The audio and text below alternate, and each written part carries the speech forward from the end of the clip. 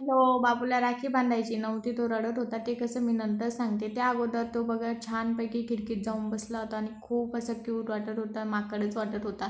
त्यानंतर मग मी छानपैकी नाश्त्यासाठी पोहे करायला घेतले. आमचे केले, बाबूचे मी थोडे वेगळे केले. त्याला मी खूप कमी तिखट देते त्यामुळं. आणि आजकाल ना तो त्याच्या हाताने खातोय आणि त्याला असं त्याच्या हाताने खाताना बघून मला खूप छान असं वाटतंय. नंतर मी छानपैकी राखीची तयारी केली आणि बघा कसा रडत होता.